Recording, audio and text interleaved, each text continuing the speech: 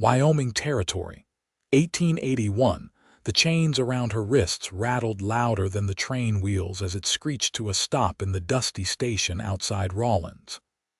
Adeline Moore sat stiff-backed on the hard bench inside the prison car, the iron cuffs biting into her skin. Dust blew in through the cracks in the wood, coating her face and black dress already stiff with weeks of sweat and travel.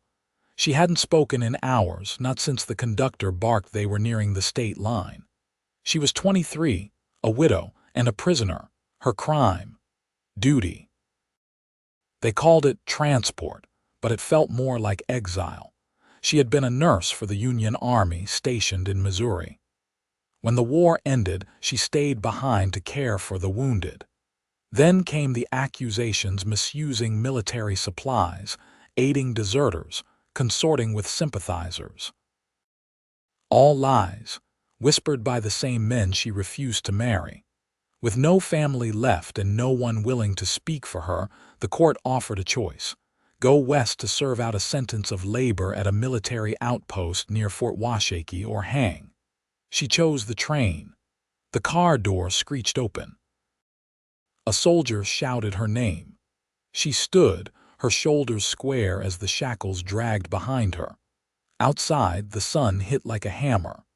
The soldier handed her over to a man in a dust-coated duster and a wide-brimmed hat. He was tall, broad-shouldered, with a shadowed jaw and eyes the color of wet cedar. A rifle leaned against his saddle. He looked like he belonged to the land, rough, sunburnt, and quiet. "This is her?" he asked, his voice low and steady. "Adeline Moore," the soldier said. "She's yours to deliver to the outpost." The man didn't reach for her. He just looked at the shackles. "She dangerous." "No." He stepped forward and held out his hand. "Name's Jameson Grady." Adeline looked at him, then at the soldier. No one moved to take the cuffs off. Jameson's eyes didn't flinch. "You walk or you ride." "I walk," she said. He nodded once, then turned to his horse. They walked for 2 days across open land that smelled of sage and sun-baked dust. He did not tie her, he did not speak much. Just pointed out water and shade, handed her strips of dried meat, nodded when she thanked him. By the 3rd day, her boots were bleeding at the heels. When she stumbled, he caught her elbow. She pulled away. "I can walk," she said. Jameson looked at her feet, then at her. "You are not a prisoner to me." She swallowed hard but said nothing. That night they camped by a creek. The stars were so wide she forgot her breath. He built a fire. She sat apart, her hands still cuffed. "Why did you say that?" she asked suddenly. "Back on the trail." "That I am not a prisoner to you." Jameson was whittling a stick by the fire. He paused, looked up. "Because I read the papers they gave me, and I know the smell of a lie when it's been sitting too long in the sun." She turned her face away. He stood, walked to his saddlebag, and pulled out a small iron key. "You were sent west in chains of duty," he said, kneeling beside her. His hands were rough, warm. He unlocked the cuffs and pulled them away. "But you are free beside me." Her hands dropped into her lap, red and raw. She stared at the empty space where the chains had been. She did not speak, but she did not walk away either. The next morning she mounted his spare horse. They rode side by side. By the 5th day they reached a small cabin tucked between cottonwoods, miles from any road. "It is mine," he said. "I live alone. No one will ask questions." Adeline slid off the horse and looked around. The air smelled of pine and river rock. "Why are you helping me?" Jameson rubbed the back of his neck. "Had a sister once. She was soft-spoken like you.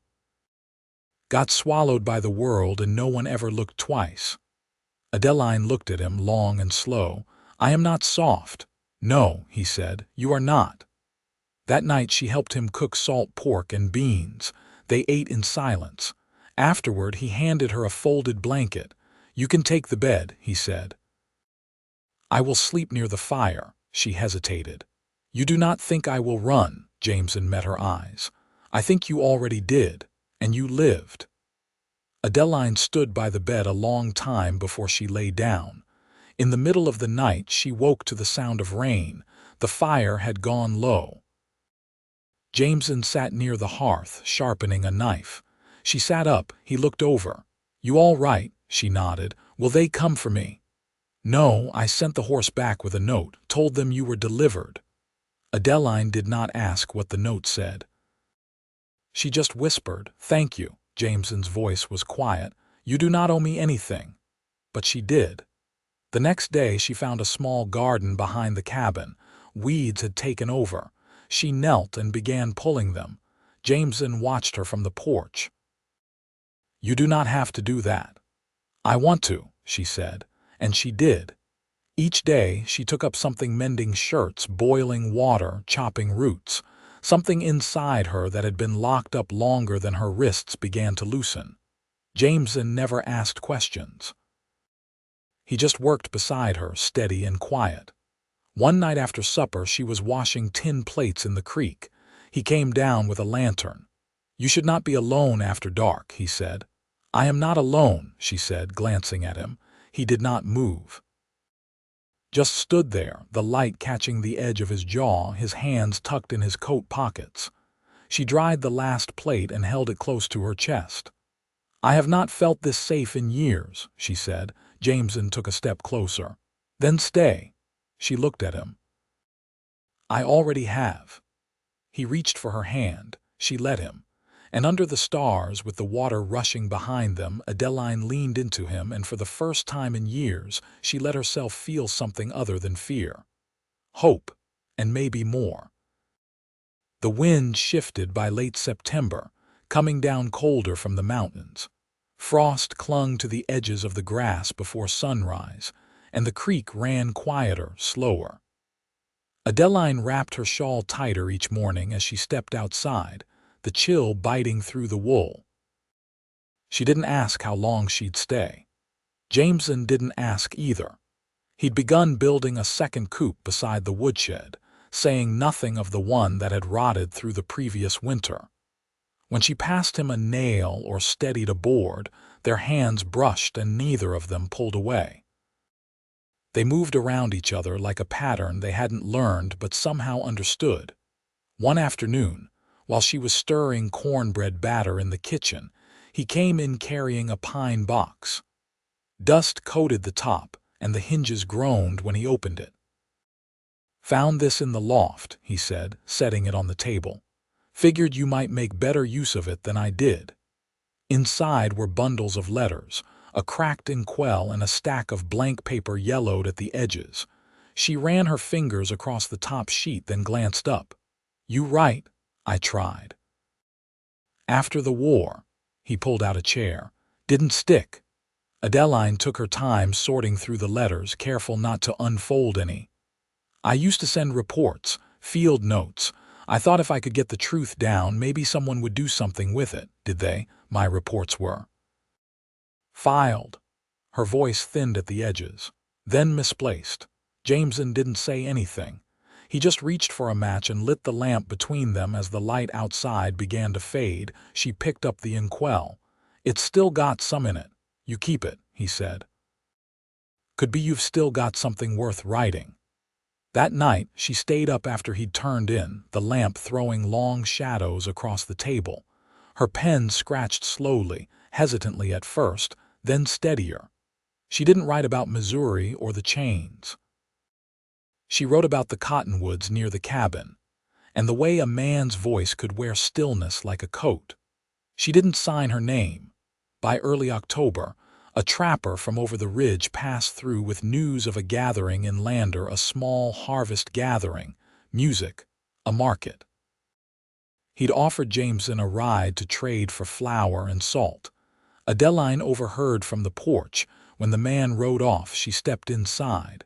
"You could go." Jameson shook his head. "I've got what I need here." She watched him pour coffee into a tin cup and considered her next words carefully. "I could come with you." He looked up, surprised. "You want to?"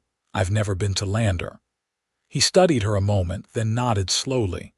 "We ride at dawn." The trail to town wound through low hills and past thickets of aspen turning gold. She rode behind him, her skirts gathered modestly over the saddle. They didn't speak much, but it wasn't silence between strangers. Lander was little more than a scattering of buildings and tents, but the smell of roasted meat and the sound of a fiddle filled the air. Children ran underfoot. A man sold jars of honey from the back of his wagon. Women in calico dresses bartered over bolts of cloth. Adeline watched it all with cautious eyes, her palms tucked into her shawl. Jameson guided her through the crowd with a quiet, steady presence, never too near, never too far. They stopped at a stall selling dried apples and cornmeal. The woman running it, gray-haired and sharp-eyed, looked between them. "You folks local," Jameson nodded. "From the basin." The woman's gaze lingered on Adeline. "You're not his sister." Adeline met her eyes calmly. "No." The woman said nothing more, just handed over the sack of apples and took Jameson's coin. Later, they stood near the edge of the square where a group of young people danced in a ring beside a fiddler. A few elders clapped in rhythm. The air smelled of wood smoke and cider. Jameson glanced at her. "You want to try it?" She shook her head. "I don't know the steps." "Neither do I," she smiled, "the first full one since she arrived in Wyoming. Then we'd make a fine pair." They didn't dance. They stood side by side watching, their shoulders nearly touching. When the music slowed, he turned to her. "I never meant to live alone." "I never meant to live at all," she said quietly, then looked away. "Not after." He didn't press, he just waited. She turned back to him. "But I'd like to try." Jameson reached out, not for her hand, but to tuck a strand of wind-blown hair behind her ear. His fingers lingered just a second longer than they needed to. "Then we'll try," he said. They left Lander before dusk, the horses moving slow under the weight of the full saddlebags. She didn't look back. Neither did he. By the time they reached the cabin, a thin layer of ice had settled across the creek. She stood on the porch as he unsaddled the horses. "We could build a winter room," she said. "Something small off the back." He looked up. "For what?" She folded her arms. "I was thinking, a place to write or to store things or just somewhere to grow." Jameson watched her a long moment. "Then we'll build it," and they would, together. By November, the first snow came down quiet and steady, soft as breath. It blanketed the earth in pale hush, smoothing the sharp edges of the land. Adeline stood barefoot on the cabin floor just before dawn, watching it gather along the eaves. Her hands were warm from the basin, sleeves rolled high as she scrubbed linens in silence. The water steamed in the cold. Jameson was outside, splitting wood. She could hear the axe in rhythm, steady as a heartbeat. They'd begun building the winter room 2 weeks before, with cedar boards hauled from a nearby sawyer. Framing was done and roof timbers laid, but snow would slow the rest. Jameson never rushed. He believed in work that lasted. Later that morning, she stepped outside with a mug of boiled chicory. He was stacking the last of the split logs beneath the overhang, gloves stiff with frost. She held the tin cup out. "Your hands'll go stiff if you keep at it." He took the mug, eyes flicking up. "You ever been through a mountain winter?" Iowa winters weren't gentle either. He drank, then handed it back. "Never thought I'd share one with anyone again." Adeline leaned against the post, the chill biting through the wool of her dress. "I didn't think I'd see another one." He wiped a palm across his jaw, then looked at her, not quick, but the kind of look that settled slow. "Was there someone before?" she asked. Jameson's gaze didn't shift. "A woman. We were set to marry after the war. She waited 2 years. Then a man with land came calling." Adeline let the silence stretch. She chose what she thought was certainty. She chose a roof over her head. "I don't blame her." She looked toward the pines. "I never had much of a choice. They married me off at 16 to a man twice my age." Died of a fever before I turned 20. He didn't speak. The wind moved through the trees like a whisper too low to catch. I didn't mourn him, she said. I barely knew him, but I wore black for the year. Folks expect it. Jameson nodded. What do you expect? Adeline crossed her arms. Not pity, not rescue, just to be seen clear. He stepped closer, just enough that she could feel the heat of him. I see you. She didn't answer, but she didn't look away. Inside, she hung the linens to dry across the rafters. The fire popped low in the hearth, and Jameson sat near it, oiling the hinges for the trapdoor he'd built into the new room's floor, a place for storing root vegetables through the freeze. She watched his hands move with care, fingers stained with pitch and soil. You work like it matters. It does. Even for somebody with no one to pass it to. He didn't look up. I thought I'd die alone out here, wasn't afraid of it, just figured it was set. He paused, then glanced at her. Now I find myself building rooms I hadn't planned. Adeline folded the last of the dry cloths. I don't want to be a guest. You're not. I want to plant something come spring, something that lasts. He stood slowly, wiped his hands on a cloth, then stepped toward her. Then plant what you want. Build what you need. This land doesn't ask questions, it just grows what you give it. She stepped to him, bare fingers brushing the edge of his shirt where the buttons had started to fray. I've known men who took, you just give. Why? Jameson's voice lowered. Because you stayed when you didn't have to. She let her hand rest against his chest, the wool of his shirt rough beneath her palm.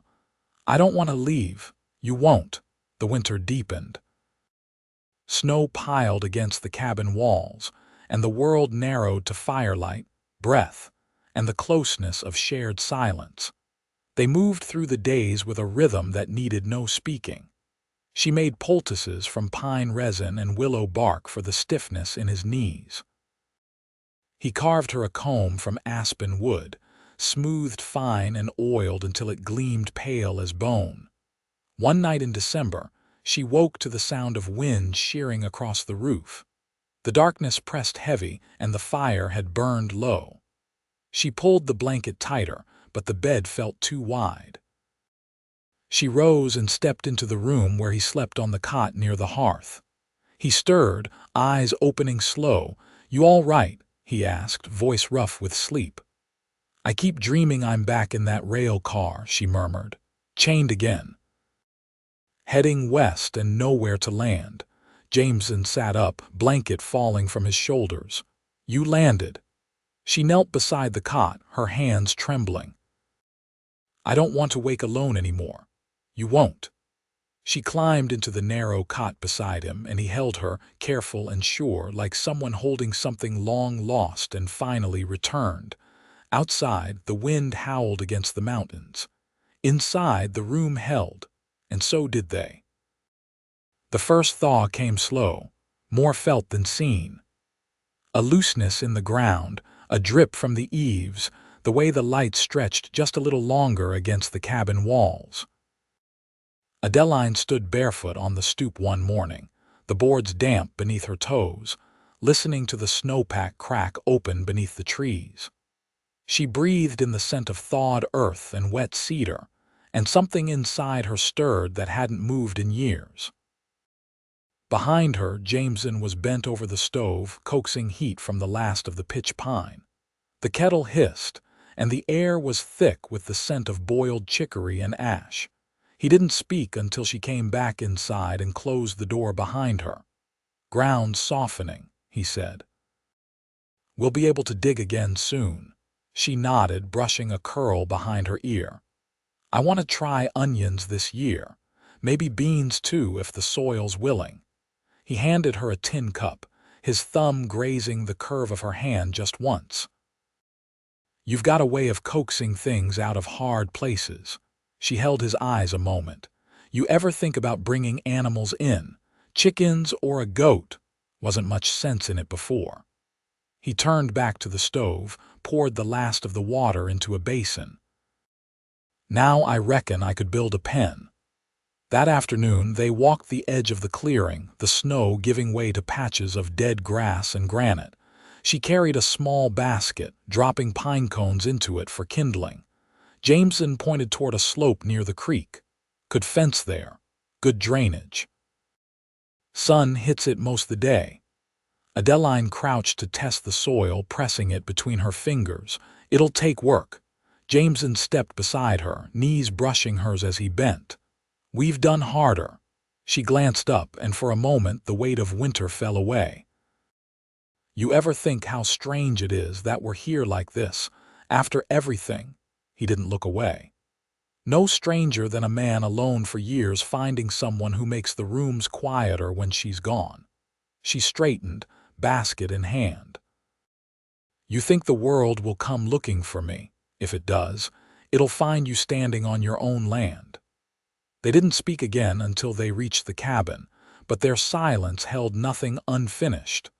That night, she brought out the sewing kit she'd tucked under the bed months before. The needle was bent, the thread coarse, but her hands moved steady. She patched the elbows of Jameson's shirt while he mended the latch on the barn door outside. Each stitch was small, deliberate, a kind of promise. When he came in, dirt streaked across his forearms. He paused at the sight of his shirt folded neat beside the lamp. Didn't ask you to do that. Adeline glanced up from the sock she was darning. You didn't need to. He set his tools down slow, then pulled the chair closer to hers. The lantern flickered between them. You ever think about taking a name again? He asked. She didn't answer right away. Her thumb moved over the wool in her lap. I kept a name that wasn't mine for 7 years. I think I'd like one that fits.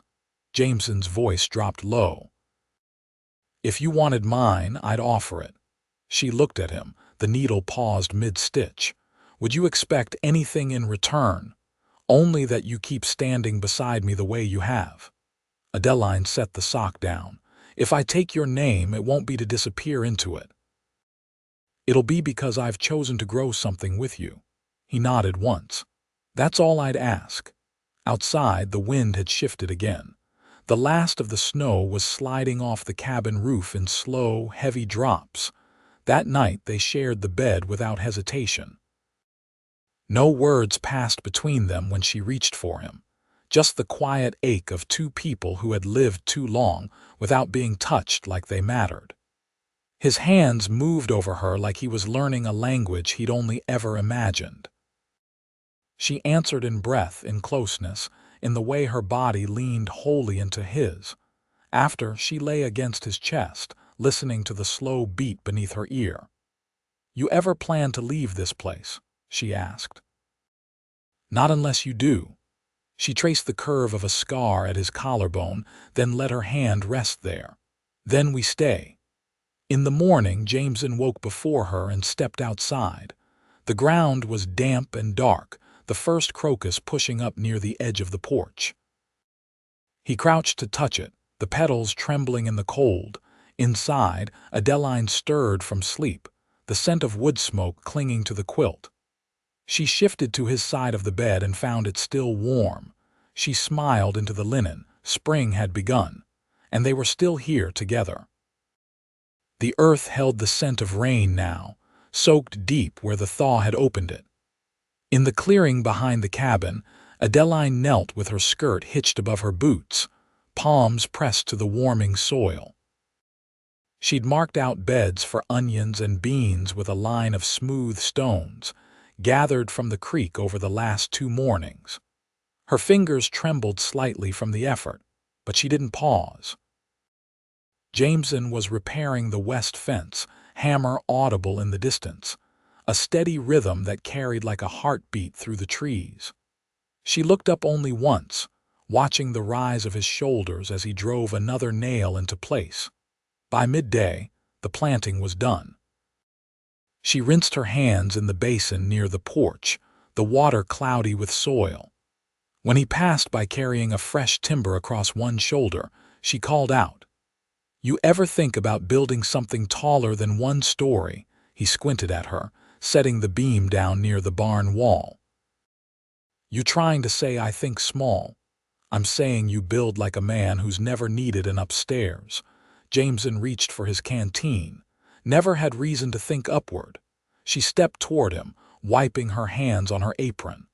How would you feel about a loft? He raised an eyebrow. For what? Not for storage, she said, tilting her chin. For a child, if the time came. His face stilled. Not with fear, not with surprise, something quieter, more sacred. You think it will? I know it might. Jameson's voice dropped low. Then I'll start drawing up plans. That night, she stitched a corner of muslin into a square, her hands moving with quiet precision. Jameson sat beside her, bootlaces undone, watching the fire curl around the logs. He reached for the folded paper she'd left on the table, a sketch she'd drawn of the new room with a ladder leading to a loft tucked under the eaves. You think of names? He asked. I thought of Ruth, she said. My mother's name. He nodded, eyes still on the paper. Ruth Grady. The way he said it, no pause, no question, made her heart catch. She set her sewing down. I want to marry you before the planting season's over. Jameson met her eyes, his own steady. Then we'll marry. They spoke no vows that night, but their hands found each other beneath the quilt, and their bodies moved in quiet agreement. There was reverence in the way he touched her, like he knew the cost of what she'd survived and the weight of what they were choosing. The next morning, he rode to the settlement to speak with the circuit preacher. He returned 2 days later with a folded piece of paper and a small, carved ring box. The ring inside was simple, wrought from hammered brass, polished smooth. He hadn't said how he came by it, and she didn't ask. Some things didn't need explaining. They were married in late April, beneath the cottonwoods now just budding green. The preacher came up the trail with his wife and a sack of dried fruit as a wedding gift. Adeline wore a dress she'd let down at the hem, and Jameson had shaved for the first time in weeks. The preacher's words were brief, but honest.